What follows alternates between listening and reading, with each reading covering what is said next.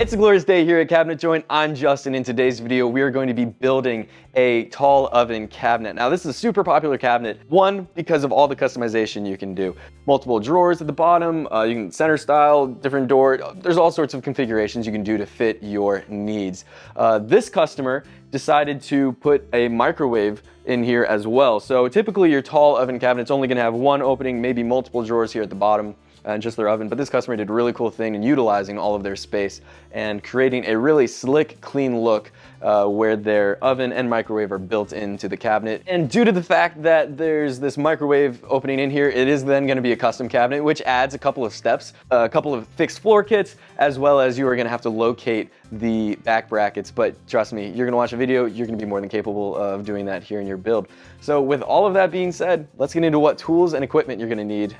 The tools and supplies you're gonna need for this video include I have a level here. You can also use any straight edge. I have a drill and a driver with an eighth inch bit, as well as one that's a little bit smaller for the door stops. And then I have a self-centering drill bit.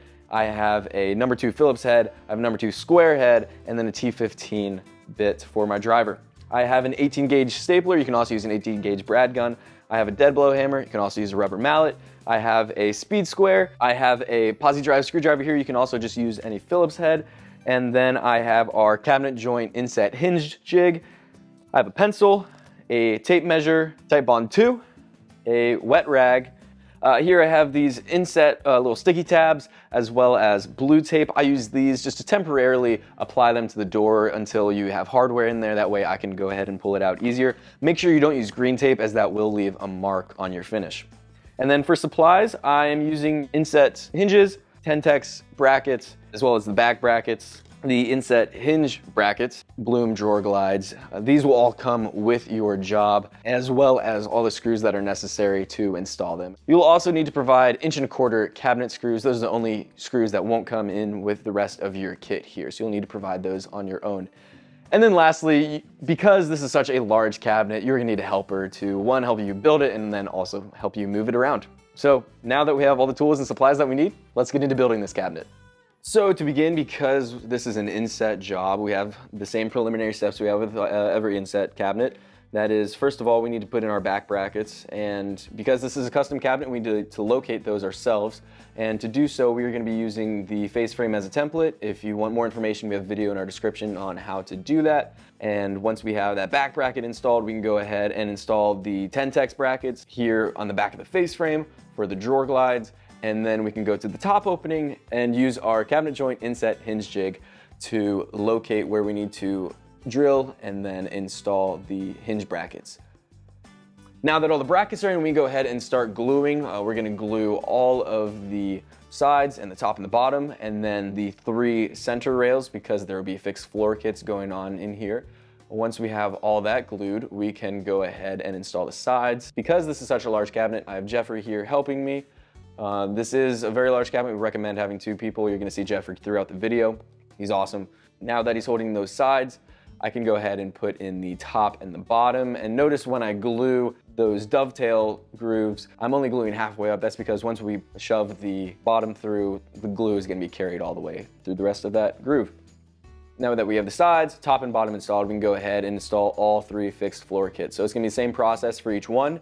I'm going to be putting the fixed floor kit in, and then I will be squaring it up. And oh man, I just shot through finished side, but don't worry, neither of these sides are gonna be seen. Because it's such a tall cabinet, it comes automatically with finished sides, but neither of them are gonna be seen, so I can go ahead and staple and screw through the sides, and don't worry, it'll never be noticed.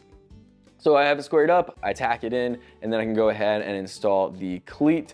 And I'm going to not only staple the cleat, but I'm also going to put screws through, because there's going to be an oven and a microwave, and these cleats are what is going to bear the weight of that oven. So I want to make sure it has plenty of strength, so I'm going to put screws in here as well to help hold these dividers in. And I'm going to be using that same technique for all 3 of these fixed floor kits. So for every single one, I'm going to be tacking in a square, installing the cleats, stapling, and screwing them. Then the last step with the fixed floor kits is I'm just going to make a tick mark here on the back of the sides at the center of each divider. That way, later on I can go ahead and strike a line through the middle, so that way I know where to staple.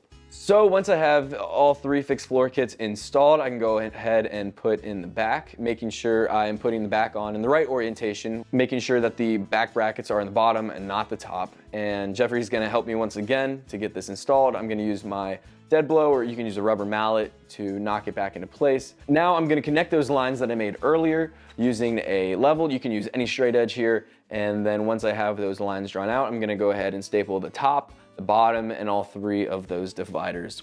Once those are all stapled, I can go ahead and staple the sides. I'm gonna use a speed square. I'm using my speed square and putting my pencil at the 1/2-inch scribe mark that they have there. And I'm going to run the speed square all the way down, and then I'm gonna be using that mark then to staple the sides into the back. Now, once I have everything assembled and stapled and glued and screwed, I am going to get Jeffrey's help once again to put this cabinet upwards so tall it doesn't fit on the table anymore. Now that I have it upwards, now I'm going to start installing the drawer and the doors. So first things first, with the drawer, I need to install the glides. I'm going to install the glides using the machine screw that comes with it into that 10-tex bracket. Now I am attaching the drawer box to the drawer front by measuring up 1/2 inch and then lining up my drawer box and using 1 1/4 inch GRK cabinet screws to attach it. If you need any more information on how to attach a drawer front, you can go ahead and view the video. Its link is in our description. We're gonna flip the drawer box over and attach the undermount clips. And then once all of that is attached, we can go ahead and install the drawer box. Once you hear that click, you know it's good, and I'm just gonna go ahead and make some final adjustments to make sure all my margins are right. Now that the drawer box is completed, I am going to install the doors. Now with the doors, you just install the hinges, and then I will go ahead and they clip right into the brackets that we've already installed. And then I'm going to install the door stops and then install the other door and adjust them so that way, once again, all the margins are clean and perfect. And if you want more information on installing and adjusting inset doors, we have a video link in the description for that as well. So now all the adjustment's perfect and I'm happy with my doors, and this cabinet is ready to be installed. And just like that, we have a completed tall oven cabinet. And just a reminder, this is a custom cabinet. There's going to be a microwave in here, and that's what's making it custom. Typically, the oven is one hole and you don't have these 2 separate ones here, but it offers you a super clean look to be able to have your oven integrated into your cabinets in your kitchen, and also provides storage options with all the space up here and the drawer as well. This finished side will never be seen. It's never going to be exposed. The reason it's a finished side is because it's over 96 inches tall. So that is why we're able to put screws and staples through the side. And then also, because this cabinet is so large, it is pretty essential to have a helper as you are building and moving around this cabinet. If you would like this cabinet, or you have any questions about how to assemble this cabinet, you can go ahead and talk to your cabinet coach, or you can call us at 888-211-6482. Thank you for watching. Have a good day.